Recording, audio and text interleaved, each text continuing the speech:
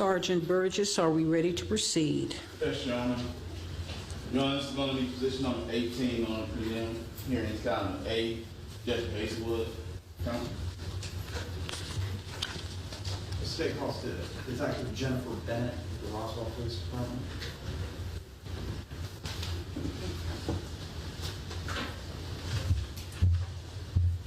Raise your right hand.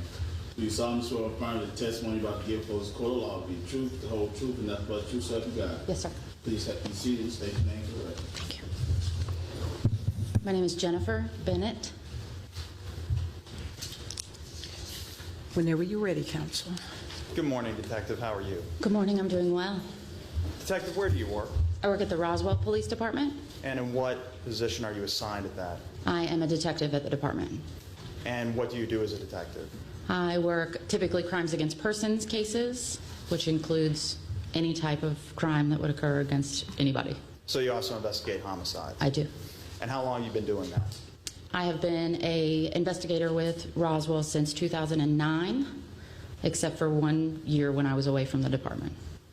And are you post-certified? I am. And have you been post-certified during all of 2016? I have. In August of 2016, earlier this month, do you recall investigating a homicide that occurred on or around 885 Woodstock Road? Yes. And what is at that address? That is a shopping center in our city. There's a grocery store and several other stores there. And in what county is 885 Woodstock Road? It's in Fulton County. Is it firmly within Fulton County? It is. And where on the property of 885 Woodstock Road did this homicide occur? It was at the rear of some of the additional stores next to the area of the grocery store. And what grocery store is that? It's a Publix grocery store. And on what specific day earlier this month did this homicide occur? It occurred on August 1st. Approximately what time? It occurred in the early morning hours of August 1st. And was there a 911 call? There was. And what was the nature of that 911 call? We received a 911 call from a delivery driver to the grocery store. He called in that he believed that there were two bodies on the ground next to a couple of vehicles.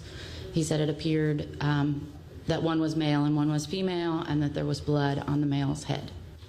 And police responded to the scene? They did. And what did they discover on arrival to the scene?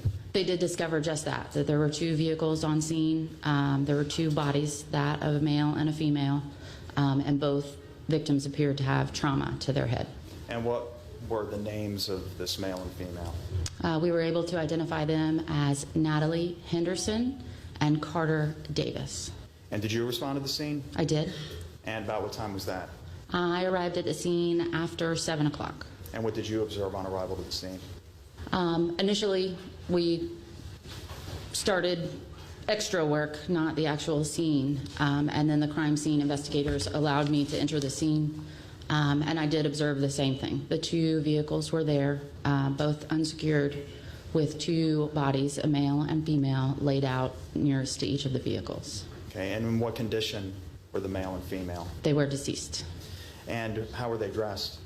The female had no clothing on. The male, we could see that he was wearing some black basketball-type shorts. And where were they?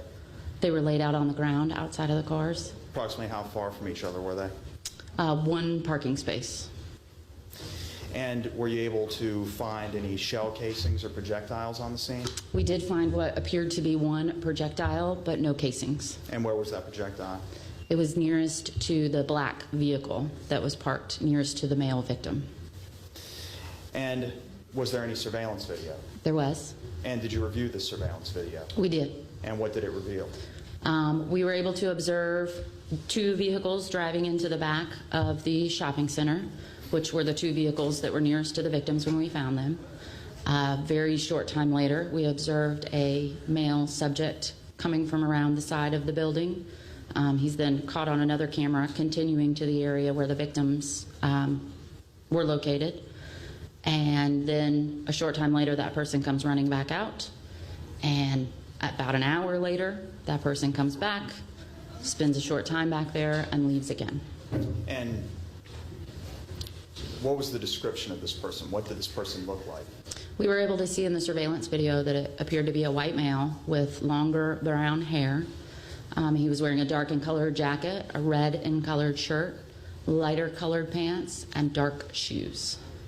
And were you able to identify any vehicles that were associated with this individual as revealed by the surveillance video? Yes, we did eventually obtain additional surveillance video that showed both the victim's vehicles driving to the back of the Publix, and then showed another vehicle come and park in the Publix parking lot.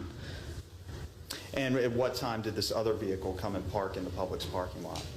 It actually arrived in the parking lot prior to the victims. And about what time was that? It was just after about 3 a.m. And when do you first see this individual that's not one of the victims appear on the surveillance video? The person that parks that vehicle gets out, and you can see that there's movement around the vehicle. You don't see him again until he is moving back behind the shopping center on the other surveillance footage. And approximately what time was that? That was about 3:13, 3:15 a.m., I believe. And had the victims, had they appeared on the surveillance video at this point? Yes. And about when did they appear on the surveillance video? I believe that they appeared at 3:12 or 3:13. Okay. So after 3:13 a.m. approximately, what did you next see on the surveillance video? We see the same subject with the same clothing, running away from the back of the shopping center back towards where that other vehicle had parked. Did it appear that he had anything in his possession? At that time, it did not appear that way. And then what happened next? That we can see on the surveillance video, the next thing that we knew that happened, we were able to discover that one of the victims' cards had been taken, her debit card, and used at a gas station in Woodstock. So we were able to obtain that surveillance footage as well, and get a proper vehicle description that matched the footage that we had previously from afar. Okay, so following your on-scene, your crime scene investigation, what did you do next? I did make contact. I was notified that there were families of missing children on scene, and I did make contact with those families and let them know the nature of the investigation that we were conducting, although at that time I could not provide them with the identification. And then what happened? May I refer to my notes? Yes, please.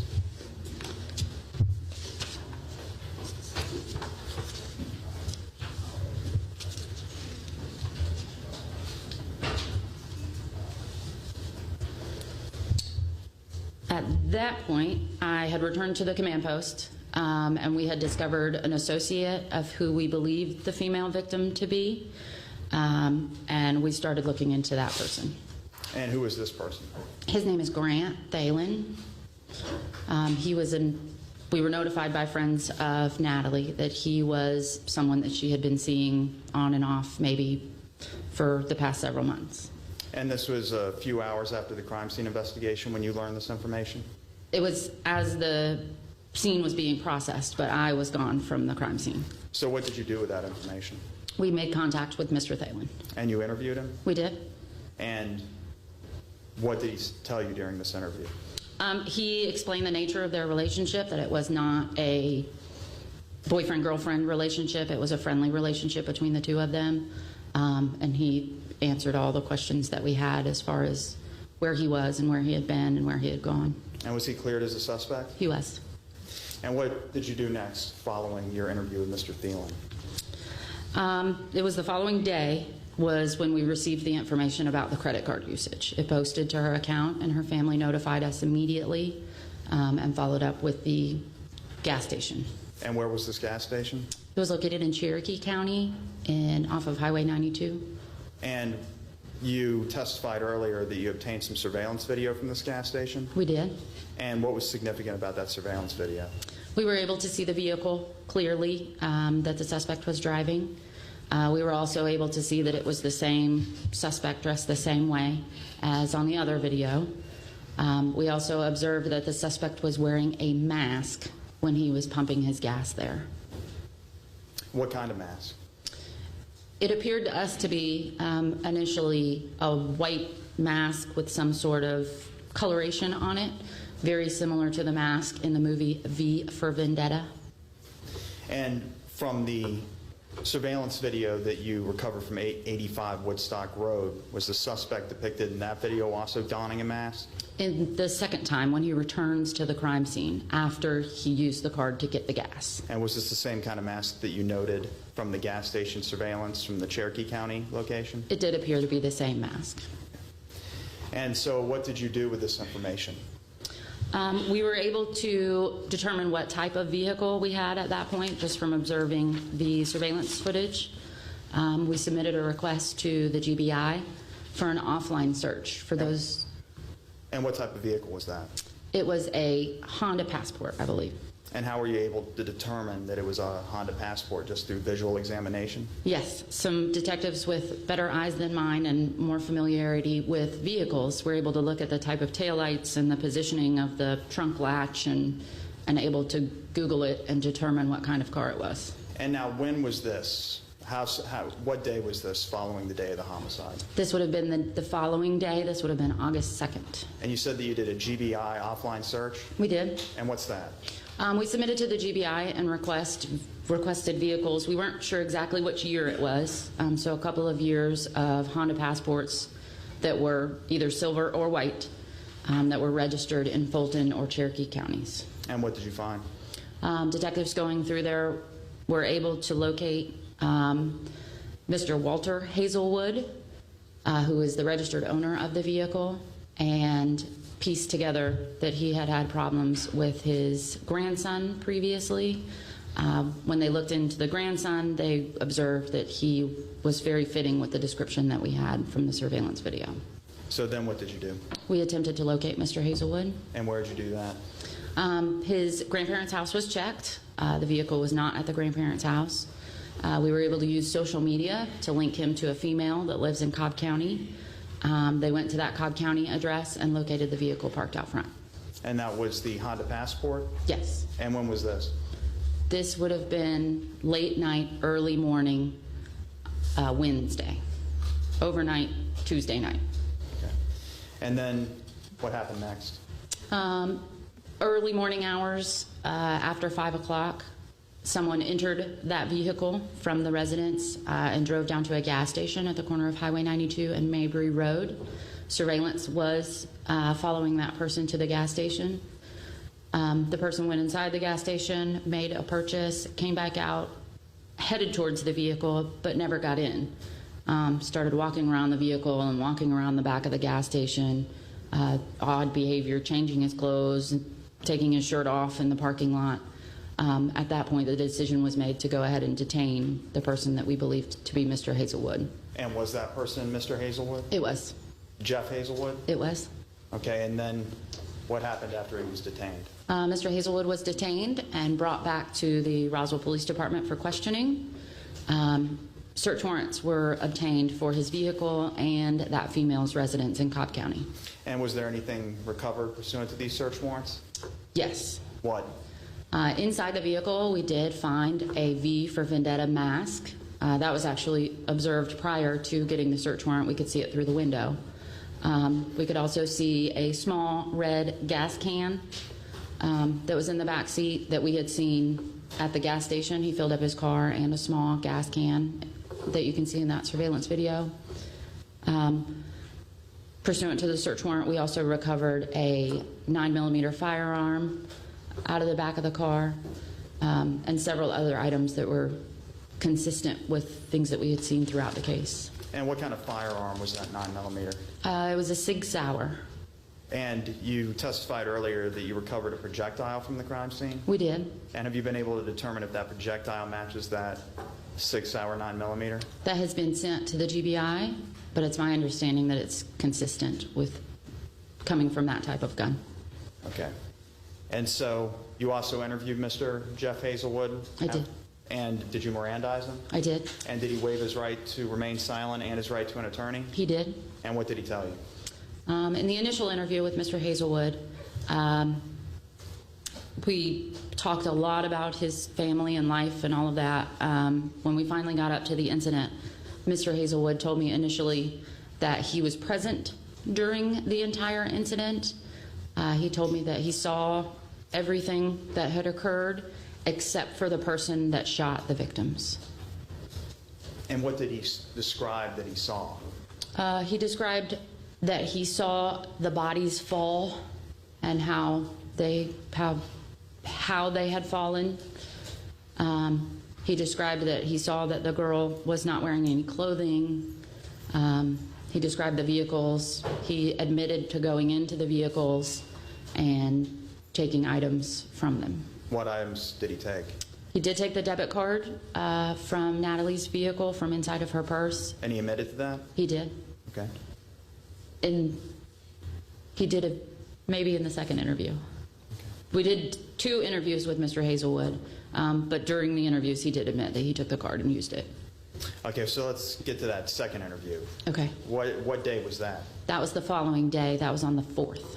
And did you Mirandize him again before that interview? I did. And did he waive his rights to remain silent and his right to an attorney? He did. And what did he tell you during the second interview, and how did it differ from what he told you during the first interview? The second interview, we went over the same information that we had done the day prior. And this time, Mr. Hazelwood started his story with he had driven someone else to the scene, and they instructed him to do everything that he did to the victims. As the story progressed, he started saying that he did these things and using the word I and taking responsibility upon himself for doing them. And what things did he say that he did? He admitted that when he originally observed the vehicles, he became curious as to why they were going behind the Publix. So he followed them back there. He admitted to watching them from behind an electrical box for some time. He then told me that he climbed on top of the store and watched them from the top of the store. And then he decided, or this person told him to confront them. So he went over and opened the back seat of Natalie's SUV, the back area of her car where both of the teenagers were inside,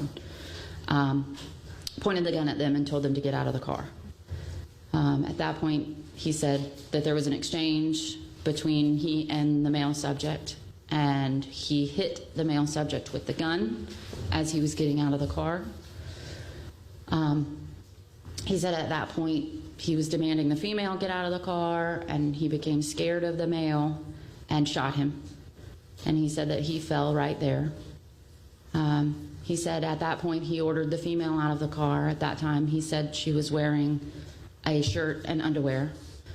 He made her get out of the car. He made her take her clothes off. And at that point he said that he assaulted her sexually by digitally penetrating her. What do you mean by digitally penetrating her? He said that he put his fingers inside of her vagina. And what else did he say? He said at that point he got the female out of the car and made her lean over the hood from the side of the car.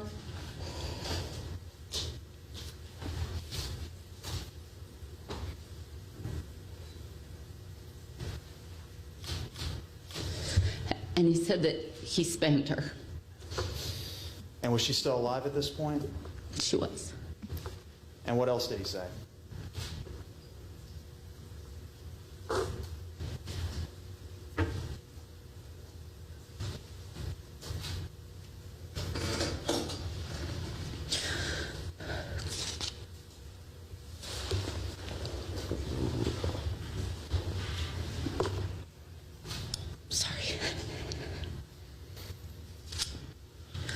At this point, he said that he shot her, and she fell next to the car. And where did he shoot her? In the head. And did you review the autopsy report in this case? I attended the autopsy. And what did the medical examiner find with regard to Miss Natalie Henderson? She had a gunshot wound to her head. What part of her head, front or back? It was in the top right area of her head.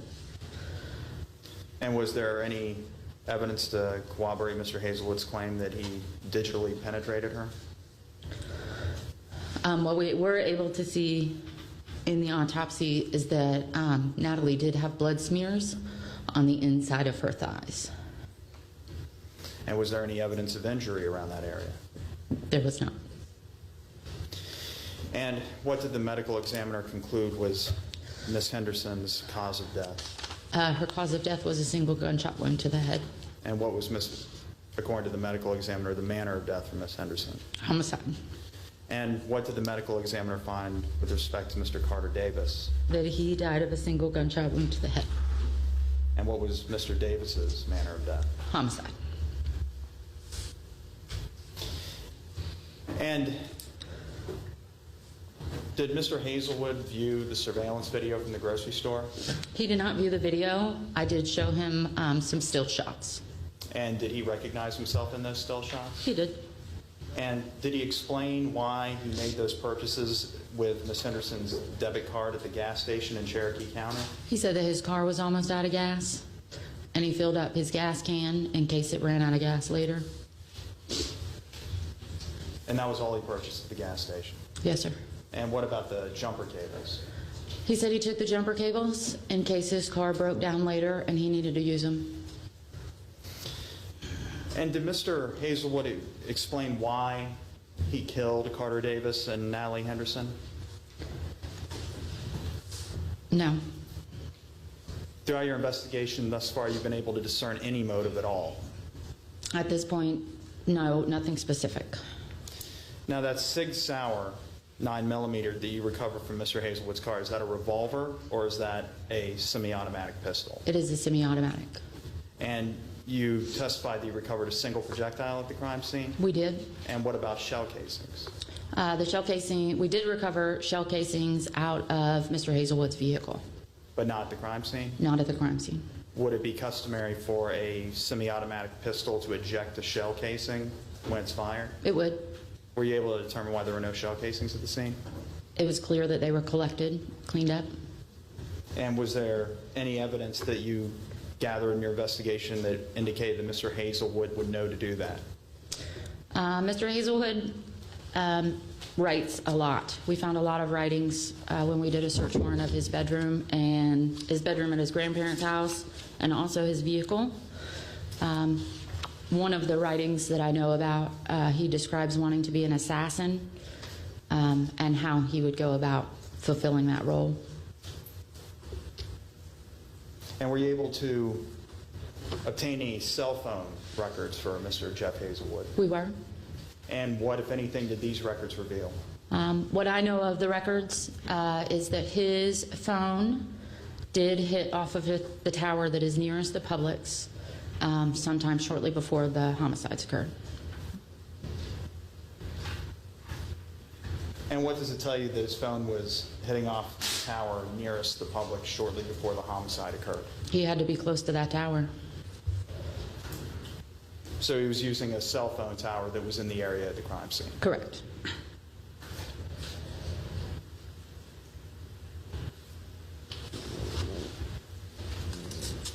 And where is Mr. Hazelwood today? Seated behind you, And what's he wearing? he has on the blue jail jumpsuit. And can you please point to him? He's right here. May the record reflect that Detective Defendant Jeff Hazelwood. Correct. Certainly. Now, that 9mm Sig Sauer, were you able to determine who owned that gun? Yes, sir. In one of the interviews with Mr. Hazelwood, he said that he stole it from his grandfather's truck. And did you speak with his grandfather? Yes, I did. Well, I did not, but yes, we did. And what did his grandfather advise? His grandfather advised that the gun that he kept in his truck normally was missing. And did Mr. Hazelwood live with his grandfather? Yes, he did. And where was that? It is in the city of Roswell in Fulton County. And did his grandfather have any information pertinent to this homicide? He did. He and his grandmother both described being afraid of Jeffrey for a very long time. He had stolen firearms from them in the past and expressed homicidal and suicidal ideations.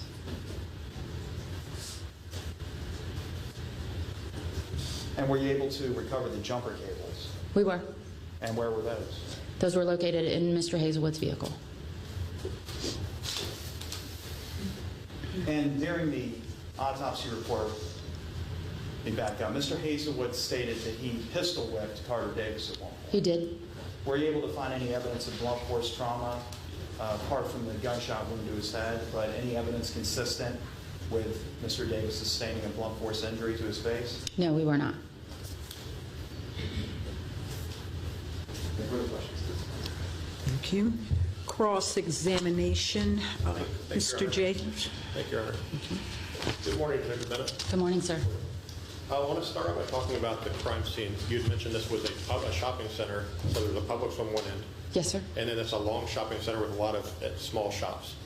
It's actually an L shape. L shape. So this Publix is one side of the L shape, and there are several other shops on the other side, and then there are standalone shops and banks out in the parking lot. Okay. And then there is a separate road behind it, which is where you go back for delivery trucks and behind all the shopping center. Yes, there is a circle that goes around the back. Okay. And behind the area where delivery trucks come, there is a fence, and then there's a wooded area behind that, correct? There is. Okay. You know, you said, I believe, on direct examination that Natalie and Carter arrived at about 3:13 that morning? Is that correct? I believe it, yeah, it was close to that. Okay. And you saw on how many surveillance cameras could you see their cars when they came in? We could see them on 4, I think. 4 different surveillance cameras picked up their cars? Yes. Okay. When they eventually parked their cars, was that on surveillance at that point? Where the cars were parked? No, that was not in the camera view. Okay.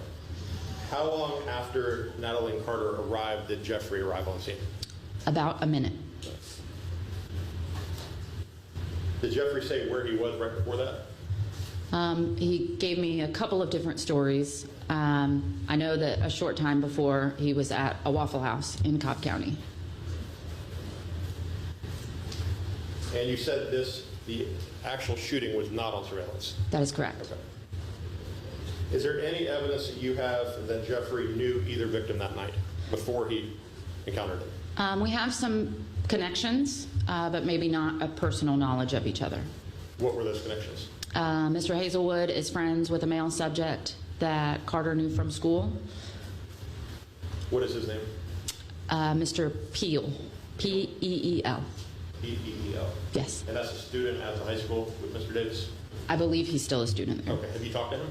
I have not. Okay. Let's talk about the location of the vehicles. Where was Natalie's vehicle? Was that in a parking space? It was. Okay. Where was Carter's vehicle in relation to Natalie's vehicle? There was an empty parking space in between them. They were both in, it was all in 3 spots. In 3 spots. And which car was Natalie and Carter in when they were together? They were in her vehicle. In her vehicle. And what kind of vehicle is that? It is an SUV, a small SUV. And do you know where Jeffrey's vehicle was when he first encountered them? Where did he stop? Did he park next to him, or? No, he parked in a parking lot that's over on the side of the shopping center. So no one would have been able to see each other. See each other. Right. And you had said that he got on top of an electrical box? Yes. Where was that at? How did he get up there? Behind the Publix. He said that he scaled it. And I said, like Spider-Man? And he said, yeah. Is it possible to scale it? We did have detectives go and climb up on the roof of Publix. So it is possible to get on from the electrical box to the roof of Publix? As far as I understand. Okay. Anything on surveillance camera showing that he ever got on top of the electrical box? No, sir. Or the roof of Publix? No, sir. Okay.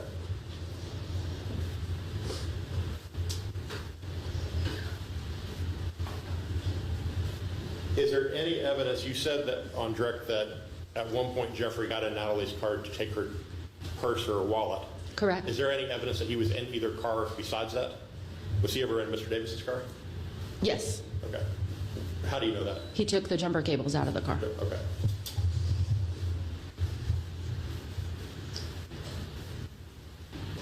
In relation to Mr. Davis, you said that on direct that when Mr. Davis opened the car, they had some words and he pistol whipped them. That's what Mr. Hazelwood told me. So Mr. Davis was standing in the doorway of the car?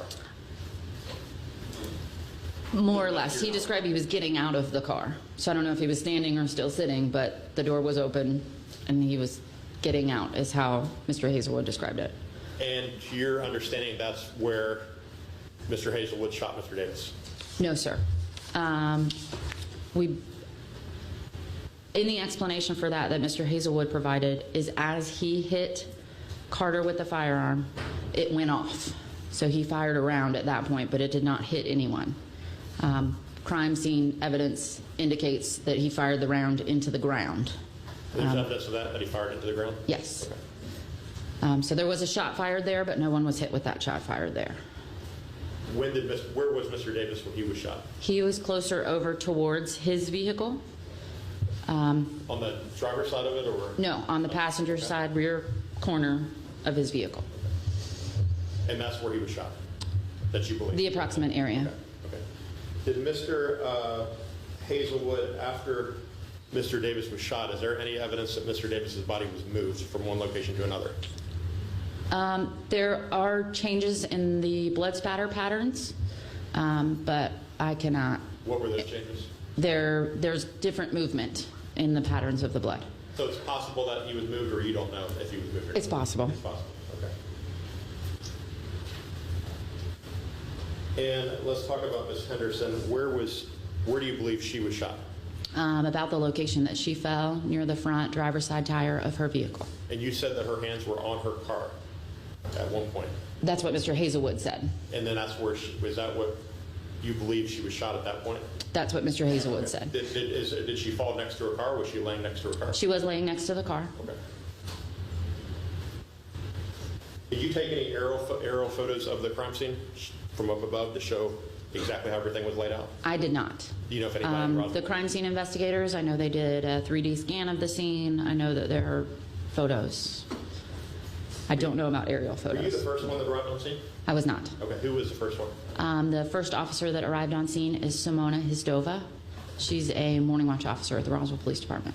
And then to your knowledge, what did she do when she arrived on scene? She cleared the area to make it safe. There were other patrol cars on scene within hundredths of a second, so they were able to immediately determine that both victims were deceased and cordon off the area. And when did you arrive on scene? I arrived on scene just after 7 a.m. And when did the initial officer arrive on scene? How long before that? I believe that she arrived on scene at 6:03. Was there any blood found in the woods next to, the woods are fairly close to where the shooting took place? Was any blood splatter in the woods, or did you check the woods for any evidence? Yes, we did canvass the wood line, the wooded area back behind the store, and we did not find any evidence back there. Okay. Was there any blood splatter on the actual cars themselves? Yes, Okay. On both cars, or just Ms. Henderson's car? both. Both cars. Okay. Which side was the blood splatter on each car? Hers is on the driver's side, and Carter's is on the passenger side. Trunk. Okay. And you said that there was not a gun found on scene, but you later found a gun in Mr. Hazelwood's car. That's correct. And are you 100% sure that's the gun, or you do not know yet? It's at the GBI right now. And you said there were no actual shell casings found on scene. That's correct. Were there any shell casings found on Jefferies' person when you arrested him? No, I don't believe so. Okay. And you said you canvassed the woods, there are no shell casings in the woods? There were not. Okay.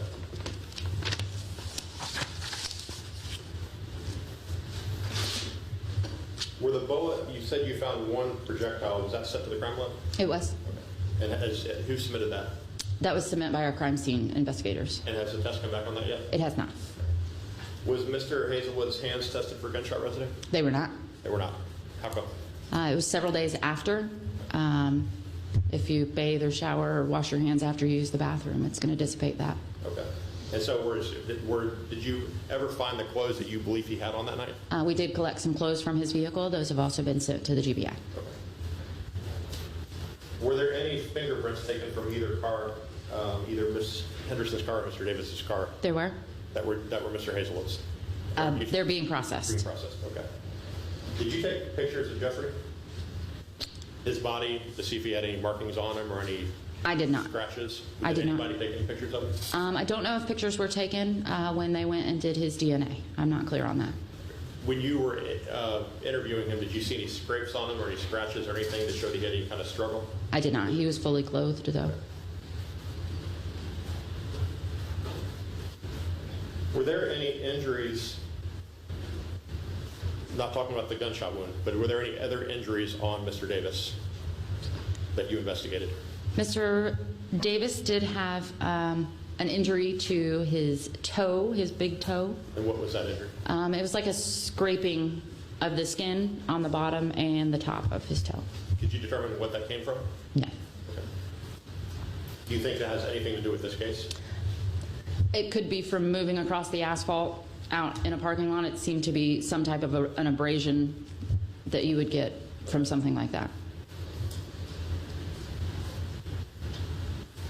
And with Miss Henderson, same question. Were there any other injuries on her besides obviously the gunshot wound? She did have injuries to her right foot. What was that? The nails of her right foot were scraped as if they had been rubbed against the asphalt. They had dirt embedded in them. The tips of her toes had been scraped, like when you stub your toe on something. And then there were 2 circular wounds to the top of her foot that were unclear how they occurred.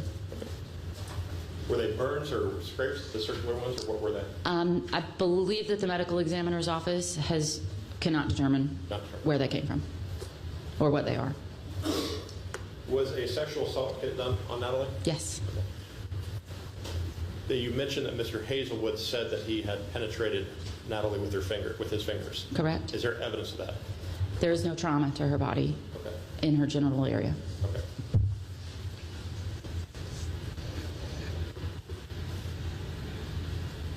And I know this testimony is tough to handle. You had mentioned when Miss Henderson had her hands on her car, and you had said that Mr. Hazelwood had spanked her. Yes. Is there any evidence that you could see from that? To cooperate with that? There were some markings on her behind, but I don't know that you could clearly say that's what they're from. Okay. Where was Natalie's wallet when Mr. Hazelwood came back on scene and get it? Was it in her console in her car, on her purse, or where was it? He had said, he described that he got the debit card out of a pocket inside of her purse that had been sitting on the console, that he didn't know anything about her wallet, but we still have not located her wallet to this day. I want to go back.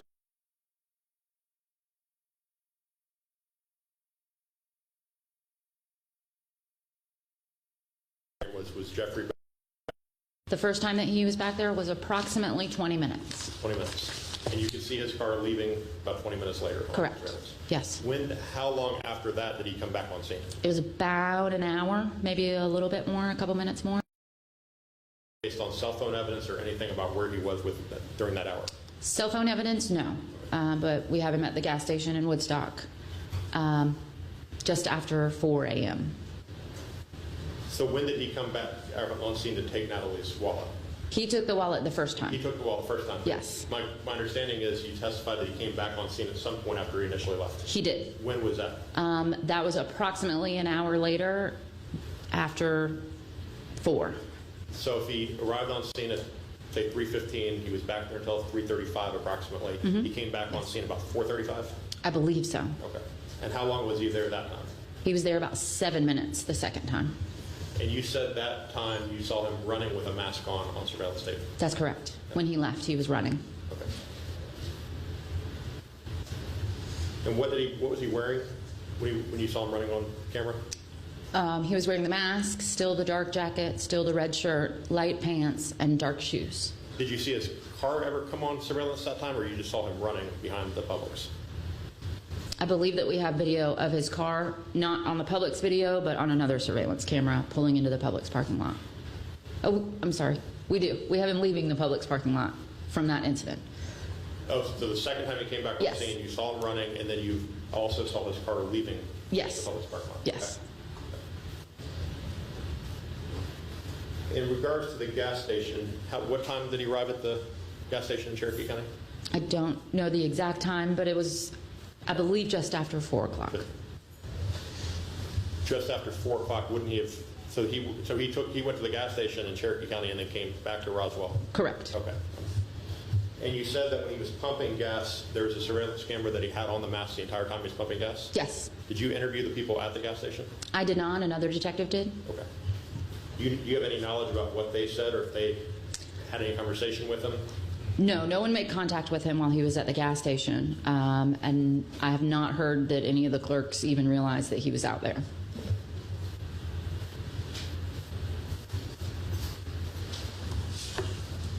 Describe the mask again. You said it was a V for Vendetta mask. Describe what it looks like, if I'm not familiar with that. It's a white mask, and I believe it has a mustache. It's a mask that covers his entire head. It covers the front of your face. It has the strap that goes around the back of your head. Okay. It has like rosy cheeks on it, and then it has the outline drawing of eyebrows. It looks like a person's face, but really white. And you're not aware if he had that mask on the first time he came at 3:15 in the morning? It does not appear that he had it on at that time. Do you know if Jeffrey has any prior convictions or any prior arrests of any kind? As far as I know, he has no criminal history. And you said that you had a search warrant, took Jeffrey's cell phone, Yes, and you know that he was near the area because it pinged off a cell tower. correct.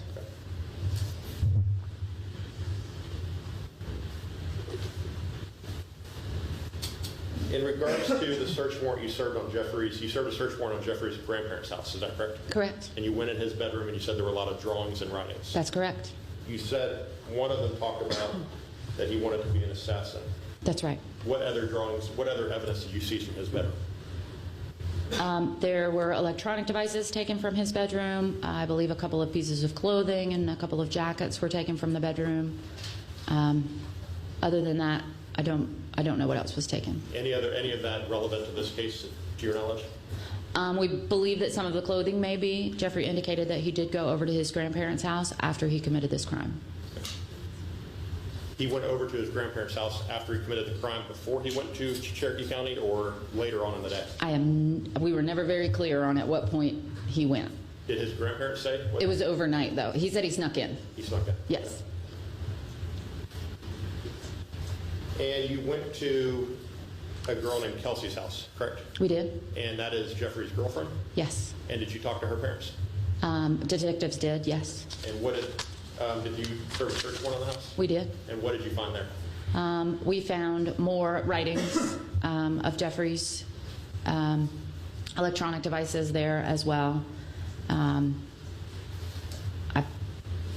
not sure what else we took from there. Those are the things that I definitely know about. Did you interview Kelsey? I did not. Other detectives did. Do you know anything about the substance of that interview? Not much. Okay. Were there any illegal drugs of any kind found on scene behind the Publix that night? Behind the Publix, no. Okay. Were there any, have you tested Jeffrey, did he have any illegal drugs in his system? Not that I'm aware of. Okay.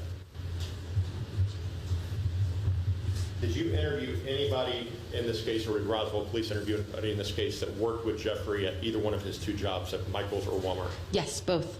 And what did you find out there? We found out that people thought that he was a good employee, that he was very nice to customers. He did have a disciplinary action, I believe, at Michael's, where he didn't smile at a customer, and a customer didn't think that was very nice. At Walmart, they said that he was a regular person and he always showed up on time for work. If he was going to be late, he would call and let them know that he was just a regular employee. Did you talk to Jeffrey's grandparents about the 24 to 48 hours before the shooting about anything going on in Jeffrey's life? Jeffrey had apparently been kicked out of his grandparents' house. When was he kicked out? The deadline for him to get out was August 1st. So that was a Monday, August 1st. Correct. And so he was kicked out over that weekend and told he had to be out by August 1st. Right. In the conversation with Mr. Hazelwood, he indicated to me that he had already basically moved out of there. He had already moved all his belongings, so he was gone before that date of the 1st. When did he move his belongings out? He said that he had been moving them out since his grandparents told him that that was going to be the last day that he could be there. He said he just started loading things into his car. Did his grandparents say when was the last night he slept at their house? I do not know that.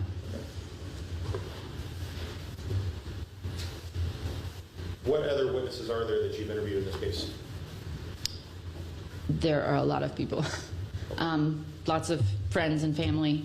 Friends and family of, obviously, the victims. Right, Yeah. And of Mr. Hazelwood as well. Who have you interviewed that is friends and family of Mr. Hazelwood, besides his grandparents and Kelsey? Right, we've tried to contact, we've gotten in contact with Kelsey, and we are trying to get in contact with the rest of his friends and people on Snapchat trying to identify who people are. And did you personally interview his grandparents, or did somebody else? I did not. There were other detectives at their house. Okay.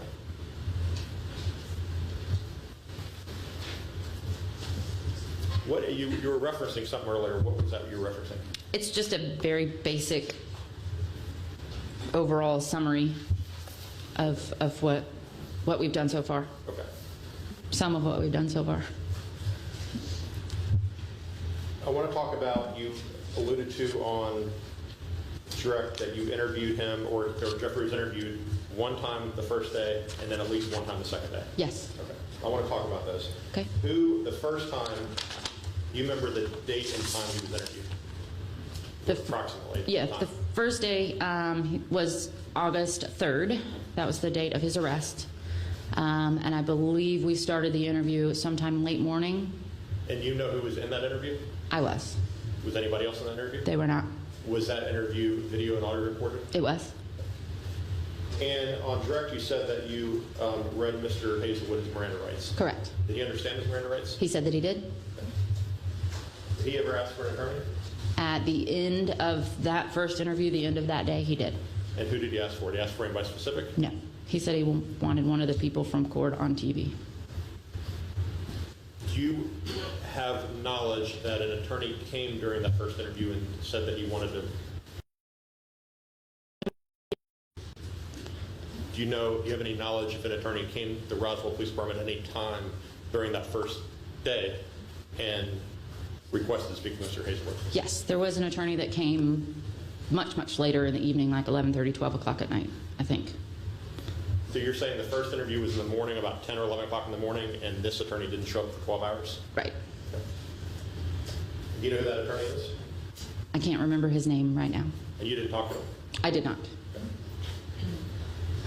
How long did that first interview last? That first day when you arrested him, how long did that interview? I think it was about 3 to 4 hours. Describe Jefferies' mannerisms during that interview. He was upset during the interview. We talked about a lot of family problems that he's had. During part of the interview, he did shake his hand while we were speaking. When I confronted him on some tough subjects, he used a British accent and a very whiny type voice when he was speaking back to me. When he was using this accent and this whiny voice, was he responsive to your questions, or was he? Yes, totally. He answered everything basically that I asked him. Did he deny the incident on the first interview? Some of it.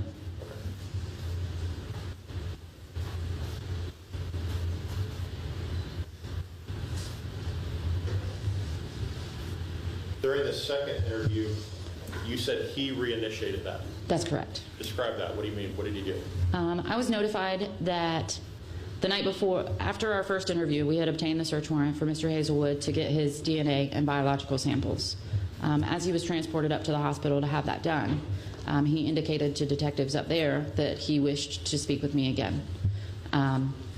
Then I was notified that the attorney came to the jail to meet with him. The following morning, I went over to the jail into booking and asked him to come to the counter and told him that I had heard that he asked to talk to me. And he nodded his head. And I said, but I also heard that you had an attorney come last night. I just want to know if you still want to talk to me. And he said at that point that he just wanted to use the phone. Let me stop you and make sure I okay. understand your timeline. At 10 o'clock in the morning was the first interview, the first day you arrested him. That night he reinitiated with somebody at the jail that he wanted to talk to you, but then you came the next day and talked to him? Right. Okay.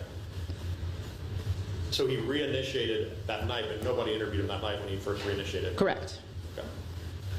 And the attorney that saw him was there that night, the first night? Correct. And then after you asked Mr. Hazelwood if he wanted, that you understood he had an attorney, he said, I want to use the phone. Correct. Who did he call? At that point, I am not exactly sure who he called. I just let the detention staff know that he was wishing to use the phone. Did you ever attempt to reach out to this attorney that he said he I did not. talked to the first time? Did you follow up any more, ask him if he really wanted to talk again or if he wanted to talk to his attorney? At that point, no. I let the detention staff know that he wanted to use the phone. Okay. What happened then? A couple hours later, working on paperwork at my desk. The detention staff sent me a text message and said that he wanted to speak with me.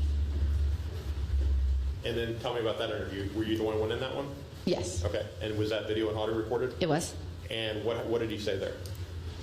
This was the one, he initially started off the story that he picked some guy up on the side of the road, and that guy told him to drive over to the high school because there was a girl there that he had known. It's a guy told him to drive over there? Right. Okay. Going back real quick to the beginning of the interview, you said you did read him his Miranda rights again. I did. And that's on video? It is. Okay. Yes. Did you ever follow up after, let me take you back. When he initially said he had an attorney and wanted to use the phone, and then 2 hours later you were told he reinitiated contact. Yes. Did you at that point say, do you want your attorney here? Yes. And what did he say to that? He said no. We had a very long conversation about it on video and audio recorded About an attorney. prior to the interview, yes. And all that conversation, or some of that conversation about the attorney is on video? All of it is. All of this, okay. And you said during that second interview that he said that somebody forced him to do this. Correct. Who is this person? Initially, he said he didn't know who it was. Then he told me a story about some guys that he met and finally landed on the name Matt. Matt. Okay. What did he tell you about Matt? He said that I guess he had originally met Matt in passing at a shopping center in Roswell, and they decided him and another guy were all going to smoke weed together. He said him and Matt always smoke weed together, or him and another guy? Matt and his friend and Mr. Hazelwood met in a parking lot and decided to smoke weed together. When? All the time or that night? No, I mean, that a night, few months prior to this. Okay. He said this was back in the spring. Okay. I'm sorry. I'm sorry. So the smoking marijuana is not anything related to this case as far as the time frame of this case? Just how he met Matt. Just how he met Matt, okay. Have you researched Matt? Have you found Matt? We do have a couple of people listed in his phone as Matt. Have you talked to him? I have not. Have you attempted to talk to him? We have done some work on them. Okay. But to this day, you've not found anything out about who Matt is? No. Okay. Have you obtained Jefferies' medical records? I have not. Did he sign a release allowing you to obtain his medical records? He did not. During your 2 interviews with him, did he exhibit multiple personalities? He did not. Are you aware that he's a diagnosed schizophrenic? I am not. Are you aware that he's diagnosed bipolar? I have not been made aware of that.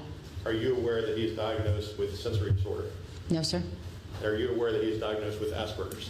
No, sir. When you interviewed, or when the Roswell Police Department interviewed Jeffrey's grandparents, did they talk about the times he's been a patient at Ridgeview Mental Institution? I believe that they did talk about times that he had been in the hospital. And how long ago was that? Did they say when he was at Ridgeview? I am not aware of a time frame. And Jeffrey's grandparents, you said earlier, had been at times scared of Jeffrey. That's what, yes. Are they scared of him because of mental illness, or did they say? I'm not sure. Did you ever talk to him about mental illness? I did not speak to them personally. You've never reached out to them personally? Not personally.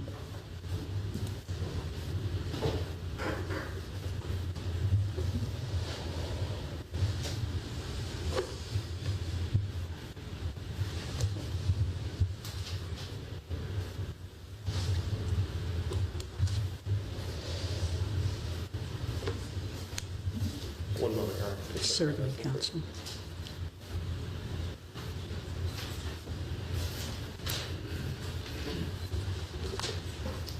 That's all I have here. Thank you. Thank you, Your Honor. Any redirect, Mr. Sprinkle? No redirect, Your Honor. You may step down. Thank you. Thank you. Any other witnesses, Mr. Sprinkle? None from the state, Your Honor. Any witnesses, Mr. Jacob? No, Your Honor. Closing? I would submit the facts. Your Honor,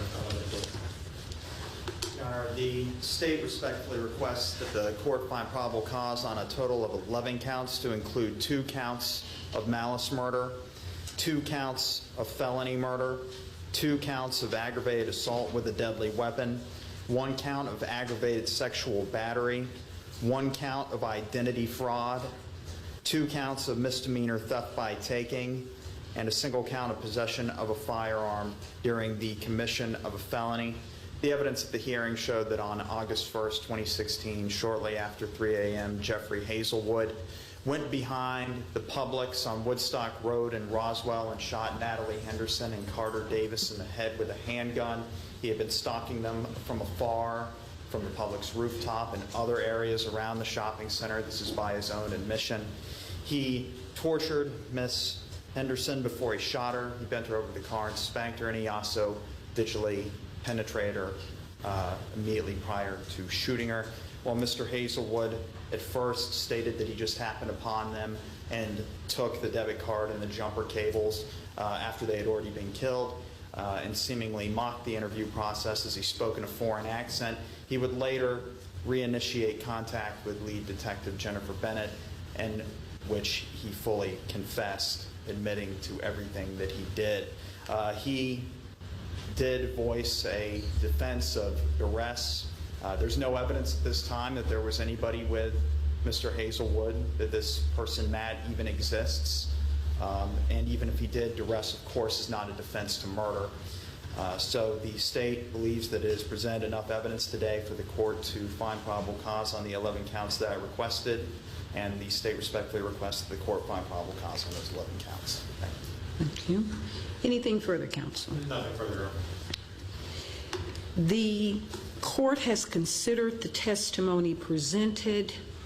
Court finds probable cause on 2 counts of malice murder, 2 counts of felony murder, 2 counts of aggravated assault with a deadly weapon, 1 count of aggravated sexual battery, 1 count of identity fraud, 2 counts of theft by taking, and 2 counts of possession of a firearm during the commission of a felony.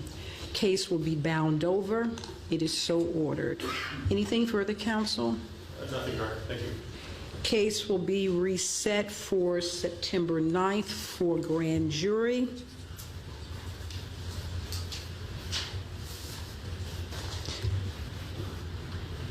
Next case, please. Your Honor, may I approach? Ladies and gentlemen, those who are within the court, please remain seated. You want me to come?